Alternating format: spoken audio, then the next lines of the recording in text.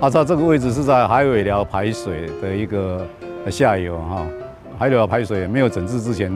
常常就是在安庄路这边呐哈，还有芝山店呐，然后整个朝皇宫这边整个都会淹水嘛哈。那陆陆续续在经过这几年的整治以后哈，那我们可以看得到，朝皇宫这边已经没有再淹水了。那为什么没有淹水呢？因为我们第一个就是把我们的海尾寮排水的下游哈，把它渠道拓宽了，然后设置了2个抽水站，一个叫海环抽水站，另外一个叫海尾寮抽水站，就这2个抽水站设立完以后哈，那整个在下游这一部分呢，已经就很少有溢淹的情况。但是在中上游的部分呢，我们还是要想办法来解决哈。那所以我们就想在13店啦然后安庄路啦，然后在总头寮新寮这边设一个抽水站。设置完以后呢，我们就是想把这个整个一个滞洪池呢，再利用现有的渠道当做滞洪池来利用哈。这个完成了以后，对整个安南地区海尾寮排水淹水的情况会大幅的改善。鉴于去年呢凯米台风所下的急降雨，造成我们整个安南区部分地区的一些积淹水状况，我想安庄抽水站能够有效的改善我们安南区，特别是我们的海东里、原店里还有西新里特别是海尾寮排水这个水系的相关周围能够让大家更为安心。有这对海尾大排了过来渐渐的拢有差，尤其是迄个安庄路以前说安庄河，安庄路这条迄个这条还有清过了，东安路这条路含先有清过了，差不多掌握施政3分钟，台南进步向前冲。特别在汛期开始的时候，我们来看一下我们的安中抽水站的设置情形。目前为止已经完工了。在过去安中抽水站没有设置之前，还有这个海尾寮抽水站没有设置之前，其实这边不管是朝皇宫或者中间的地区，因为地势地洼的关系，每次台风或者短延时强降雨都会造成淹大水，那最高会及胸部所以说这个蛮严重的。那也因为设置了安中抽水站安中抽水站还有条抽水站，可以在很短的时间内，1秒钟可以抽24 CMS， 就是24公吨。这样当闸门关闭以后，把这个内水然后抽到下游去，那这样子的话，让中间就不会淹水了所以说对于民众的生命财产的安全的保护起了很大的作用。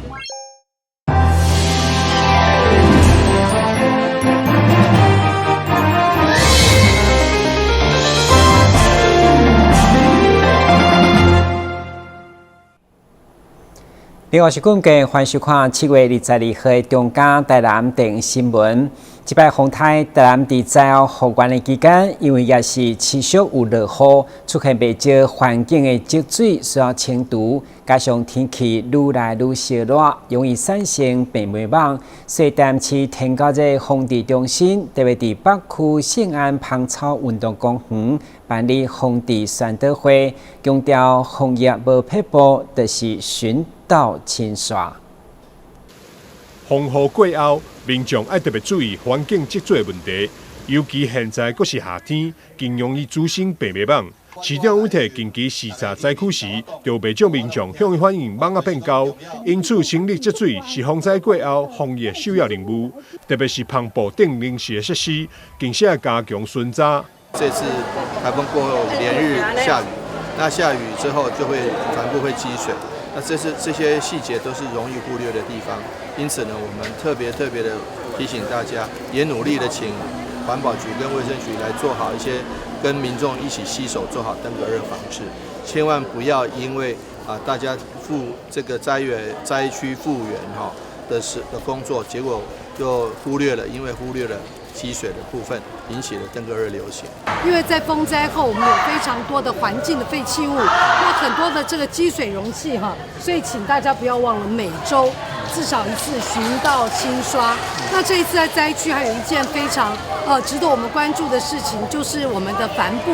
因为为了要遮盖这个漏水等等，所以帆布的使用非常的多。但是因为只要0.5 cc 的积水就能够产生登革热的结节，所以我们要呼吁民众一起来注意我们的这个帆布，那千万不要有积水。那在这个之后呢，我们卫生局、环保局也会竭尽全力来协助我们的民众清理家园之外，我们也会启动这个无人机，还有很多的这个技术来协助我们民众监测环境的积水容器。疾管署南区分署主任刘惠龙则是提醒，受到风灾影响严重区域，加强防治甲宣导就是相当的重要。邀请民众伫大雨了后1礼拜，应该立即进行居家内外巡检、落实巡、倒、清、刷4个步骤，防范天狗的疫情伫社区内底扩散。台南新闻张秀维采访报道。南势间西乐电甲埔仔电传出断交以后，双方拢无做出正式的回应。对此，西乐电21号暗时就伫庙埕公开办理交背景说明会，还原11号爆发冲突的现场，并且列出两庙来往的状况，强调说明会以后，西乐电袂阁再为这件代志来发言。台南市埔仔店今年举办王孙节沙地请新会仪式当中，甲西乐店发生二定对二定的事件，雄雄宣布断交。相隔一天，西乐店21号召开说明会，40外间交背景公庙，300外人组织伫咧庙埕。做出爱的事情，有利对咱这个对咱无尊重，对咱无尊重，对咱无尊重，伊啊，提出我成立讲要离开。回顾冲突现场，西乐店表示，早伫咧今年6月份，就向埔仔店表明只会出动副驾声明，当时暗中安排事态保定店，也毋过11号请神当天，埔仔店总干事洪忠义看西乐店也是指派出副驾，伫西乐店内情绪失控，当场表示两庙霸当声明交情中断。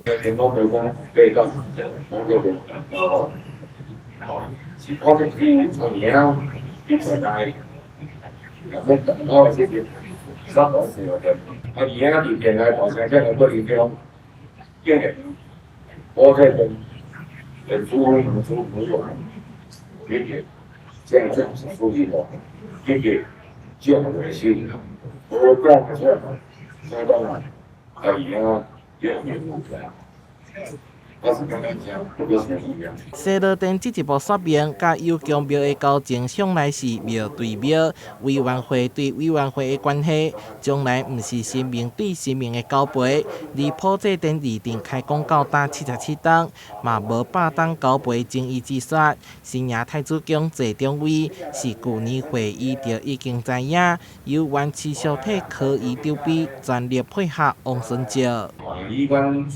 依关的感觉王孙节，王孙节，教育公司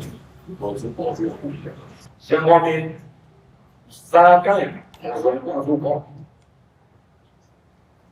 经过3届流程。西乐店表示，一切拢经过跋杯请示主讲，公道自在人心，让这件代志交予社会大众公平。台南新闻所采访报道。四年前，埔仔店举办100年王孙节世间活动，这项融合宗教信仰甲地方文化盛会，展现府城在地民俗风情，吸引大批信众甲游客。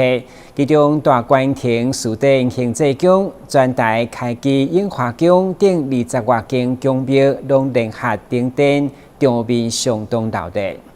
埔仔店相隔180档举办王孙节树顶行祭宫、全台开基樱花宫等15间宫庙联合顶灯，有9000人对着绕境。其中以台中中福堂金福夜分会上引人注目，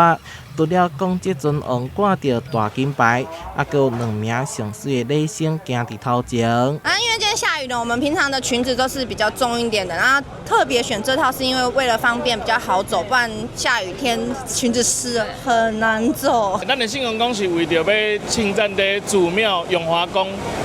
永华宫要就是进站普济殿要登殿这样，有带出来这块金牌哦，代表说我们对于祖庙的出教的慎重这样。虽然落雨，也过各宫庙拢相当热情，沿路行到位伫新宁安桥两边空地的石段，一直到27号拢有排场演舞。除了山珍海味，也会准备大三牲、小三牲、汤仔、糕饼、鲜花水果等等。现场也会请节节目。原底是要招7间啦，尾当大概愈招间，攞招20几间出来啦。所以大概嘛是介热情啊，风雨无阻啊。出来斗3工啊！即摆目前知的吼，一定有东升悠悠台啊！我嘛用一寡互囡仔买迄个水上乐园，互囡仔耍嘛吼。王孙节将伫27号普渡，上尾伫8月10号普化王船出巡。普济殿提供10800份添载，邀请信众做伙参加。同时难得开放王船场，互大家看王船工艺之美。台南新闻社会采访报道。农历6月30，公历7月24是天赦日。大台南凌霄宝殿武良宫东港将举办天赦日开运法会，密封邀请善信大德拢来参拜祈福，共沐天运。永康凌霄宝殿武良宫伫农历6月31日将会举办天赦日消灾解厄祈福法会，祈求上苍赦免罪业，保灾库。农历的6月30日，就是国历的7月24日，在下午8点啊，咱蜜蜂就开始啊举办着这个天赦日的活动。凡是来参加的信众啊，就会当人买着天赦金啊，当然啦，照往例拢会书写这个素文。然后啊，向这个咱玉皇大天尊禀报就是祈求啊，这个上苍会当人赦免罪业。这次天赦日祈福法会，庙方特别准备了神尊加持过太和下罪符，信众会当透过跋杯方式请符结缘。大贤母上帝者以跋杯的方式，因为这是神道所赐的。太和符顾名思义啊，当然拔掉就会当人使整个家庭相当的圆满每一位会当人和睦相处，家庭相当的圆满，相当的幸福。适逢天赦日，庙方依时设坛祈福，热情邀请十方信众伫良辰吉时前来参拜，为家己甲亲友祈求好运来临。台南新闻张秀仪采访报道。旅游景点、私房秘境拢底家，特色美食乐力哉，生活时事抢先报。中嘉新闻周报，深耕在地，放眼全国，掌握最新地方资讯。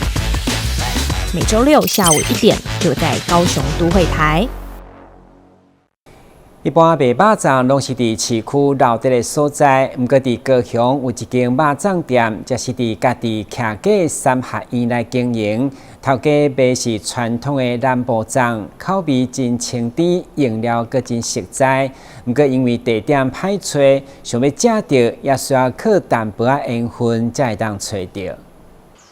在河北路边有着不起眼的三合院，古色古香的百年老厝内，一砖一瓦都是岁月沉淀的痕迹。这里不只是老板娘从小长大的家，也是传承古早好味道的地方。只见老板娘在院中亲手包制一颗颗肉粽，亲切的画面让人仿佛回到童年回忆里的外婆家。这个三合院是外公盖的，已经有100年了。小时候都住这里，就那个以前那个小时候记得吧？本来是有一个水井后来就填起来，又改那个水井，这样要说特色嘛，也是蛮多人来看他说哇，现在还有这种古厝，已经都很少了啦。从出生到现在已经好几岁了等于都在这里玩了小时候东西不是玩捉迷藏，就是打垒球掀开锅盖，米香混合着粽叶清香扑鼻而来。刚煮好的肉粽不止味道诱人，分量也不容小觑。咸蛋黄香菇肉粽料多实在，让人每一口都能吃到馅料。就连另一款栗子花生粽，除了满满花生颗粒以外，还包着2颗清甜栗子。我哥哥啊，他一直鼓励叫我卖，本来我是没做，他说一定要做好，就在这里卖啊，就等于这个古厝旁边，我们就保持原味啊，我们没有乱加什么，就后腿肉。然后香菇，台湾香菇，还有蛋黄，就花生，等于说都自己包啊。有时候他们来买，刚好酸呀已经熟了，我就送给他们吃。以古法制作的粽子，味道纯粹简单，却更能吃到传统的古早风味。记者洪俊杰、李品荣高雄报道。基隆市消防局为了提升救灾效能，日前无人无人机的志工队正式成立。成立会中嘛进行无人无人机的救灾演练，甲传统产业合作，展现所研发的灭火无人无人机，充分展现高科技救灾成果。人体的 AI 识别。暖暖山区发生山难，空拍机找到求救者位置。投掷机搭载装备，立即升空执行任务。这个人在这里嘛，包包投掷在这里这样。除了执行山难救援之外，这台造价100万元的灭火无人机，执行任务高度可以高达60到100公尺，搭配泡沫灭火，涉水压力可达6到8公斤，可以精准瞄准目标救火。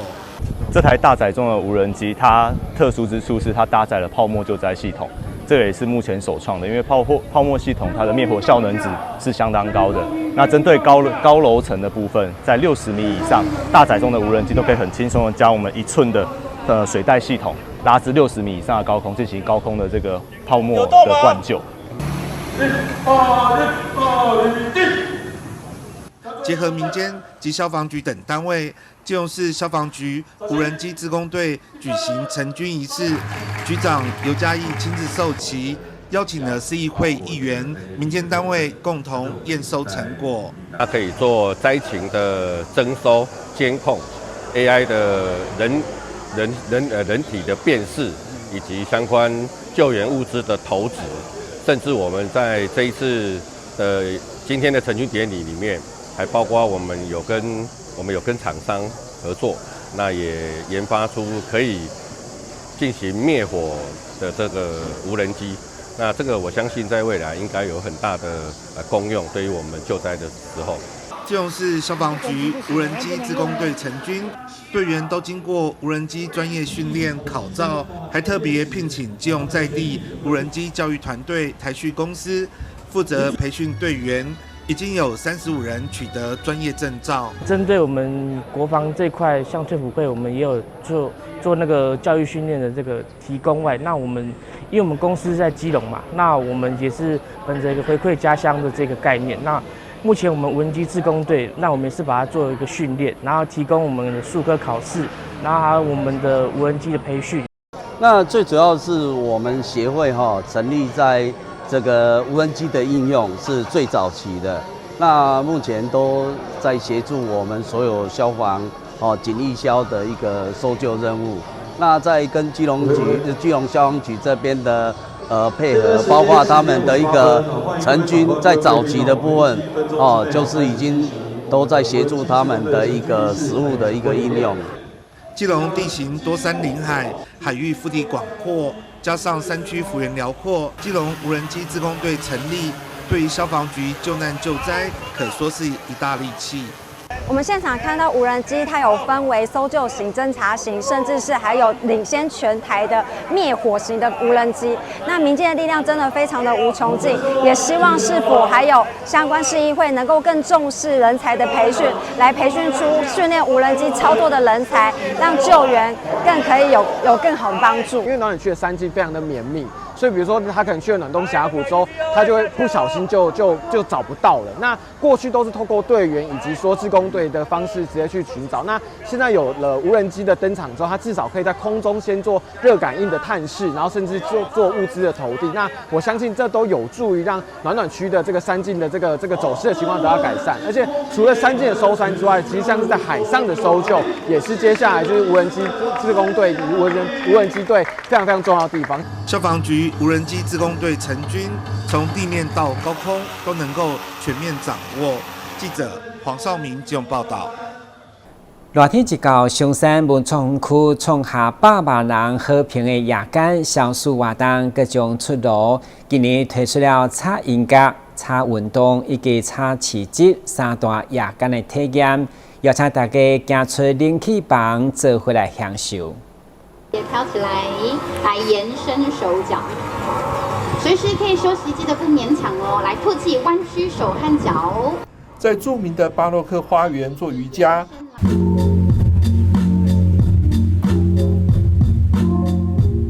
还是跟着现场 DJ 带来的美妙音乐一起摇摆，又或者是逛逛期间限定的市集，品尝创意餐饮、凉感美食，或玩玩拍贴机。这是松山文创园区夏日松一下3大主题夜间活动。台北市副市长林奕华表示，松山文创园区串联带来体育及演唱会经济蓬勃发展的台北大巨蛋与即将开幕的国家铁道博物馆，希望透过夏日松一下夜间活动，让民众欣赏古迹夜间之美，感受不一样的松烟。就代表呢，这边我们要打造就是一个很属于台北的一个 feel 的一个场域。那所以呢，在夏天我们这个连续10周的松一下，也让大家感受到古迹在夜间之美，感受不一样的松烟。那配合我们这次有各种的草我觉得你们也真有创意，连炒台北都会想炒台北，而且这个炒还是那个。这个就代表，因为什么我们这边要用这个炒？因为其实松烟就是不断的在炒各种的创意所以呢，就是要炒出各种不同的菜出来，让大家来品味、来感受。曾经参与推动松山烟厂转型为松山文创园区的新任总监赵川林也进一步说明，从7月6号起到9月第1周，连续10周的3大主题活动。邀请民众一起来体验台北沁凉夏夜。因为呢，今年台北市即将要有第1届的 Trendy 台北潮台北，我们呢要告诉大家说，潮流也可以用炒出来，所以呢，我们一起在这边呢可以炒音乐。我们有国际的，像台北国际音乐的这个音乐活动，像爵士乐，像是我们的 J-Pop 的 DJ， 然后或者是我们的这个合唱表演，捷克跟台湾的4重奏的合作演出等等，一起都会在这边做发声。然后另外呢，在运动的部分呢，大家可以想象夜晚在松烟星空底下做瑜伽吗？我们接下来呢就会有这样的运动的形式，我们有颂钵，有瑜伽，然后有这个一边喝着啤酒一边做瑜伽这样子的这种有趣的活动不过注意要年满18岁啦。对，这样的活动让大家可以理解到说，音乐可以跟空间去展开不同的想法。另外呢，最后呢，我们还有市集活动，我们这次跟有趣市集合作，在每个周末呢，我们都有这个沁凉市集，让大家吃得开心，喝得开心。赵川林补充表示，松山文创园区也与邻近台北大巨蛋松烟成品与远东 Garden City 串联合作，提供多项折扣或消费优惠，希望带给民众满满福利。这次回归其实最感动的就是松烟从原本只有1个入口变成了有12个入口的地方。那我们的周边呢也有不同的商业形态，也有不同的好邻居都回来了。所以呢，我们跟我们的好邻居呢，其实也可以在这个夏日松一下当中也做串联，包含我们跟这个 Garden City、跟松烟成品、跟大巨蛋的活动等等，我们都做了一些都是不同的串联的形式，希望呢说邻居越多，大家福利就越多。活动期间，园区也打造各式拍照装置，欢迎民众前来探索松烟，穿梭古迹的每个角落，体验松烟炒台北带来的各种惊奇，感受台北潮流夜生活。松烟炒台北。记者张启腾台北报道。2档一届桃园科技艺术奖已经开始征件，今年以人甲科技的共创作为主题，以回应 AI 已经全面进入咱的生活。这摆主办单位嘛大大提高总奖金高达310万，离正行到9月30号，欢迎有创意加行动力的团队踊跃报名参加。3、2、1，请启动。2025桃园科技表演艺术奖从即日起征件开跑，也是全台唯一聚焦科艺表演的竞赛平台。这次以埃纪元人与科技的共创为主题，呼应当代世界 AI 全面进入人类生活的现象，并且大幅提高总奖金高达310万。欢迎具备创意跟实践力的团队踊跃报名参与。我想我们第4届这个桃园科技表演艺术奖正式开跑了我们今年特别的不一样，因为我们今年的主题是埃纪元人和机器的这个共创，人和科技的一个共创，就是希望要有理性跟感性的这样子的一个交叉激出不一样的火花。尤其今年我们有特别的我们的奖金再创新高，总奖金有310万，而且呢我们入围的这个作品就会有专业的老师一起跟着辅导，而我们得到首奖的这个作品还特别可以到我们2026年的科技表演艺术节来这个公开的展出。所以希望大家踊跃的一起来报名，来把这个台湾现在很重要的一个科技盛事，大家一起来把作品来投到我们的这个比赛当中。今年比赛仍由广义基金会承办，并且赞助广义特别奖奖金30万。基金会执行长表示，每年的参赛作品都让人很惊艳，也期待今年有更多优秀的作品，而且入围复审就有奖金跟补助。那今年亮点当然是我们奖金又提高了到120万。然后60万我们自己的那个特别奖金30万，重赏之下必有灵感，所以你要是等待了2年，酝酿了很久的作品，赶快来报名。现在我们的桃园科技表演艺术奖已经成为这个领域的华山之巅了，大家都来把你的好作品拿来互相竞技较技一下互相观摩，不管有没有得奖啦，总是让大家都能够提升更进步，然后带给大家在这个科技表演艺术上更多先进的观念。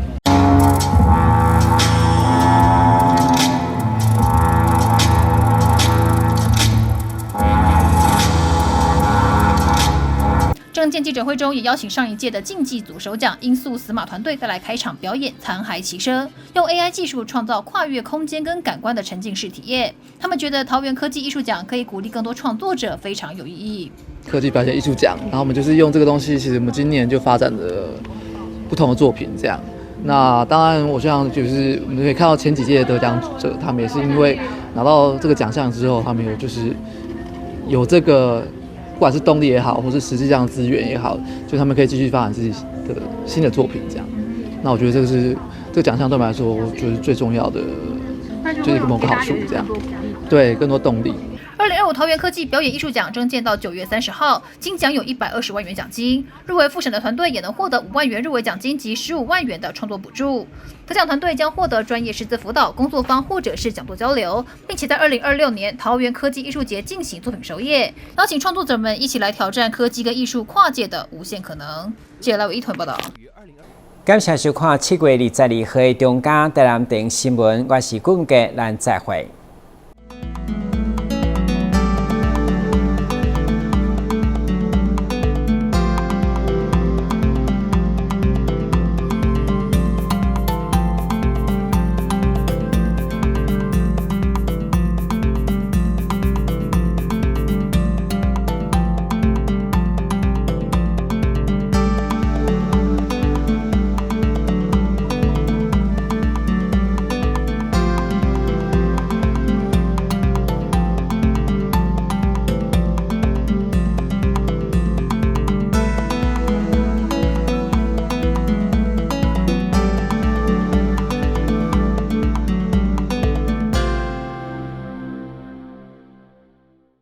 避免阳光直射，距离墙面10公分以上。定期清冰箱，让内部冷气流通。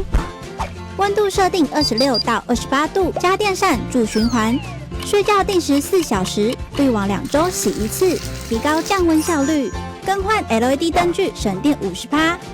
随手关灯，选购有节电标章、效率1级的产品。随手关灯，节能减碳，减轻地球的负担。浓烟是火场内的头号杀手，我们用1:1打造居家的实验屋，用2间房间来做对比的实验，一间门是开着，一间关上门。如果已经看到浓烟，关好门，等待救援才是最安全的选择。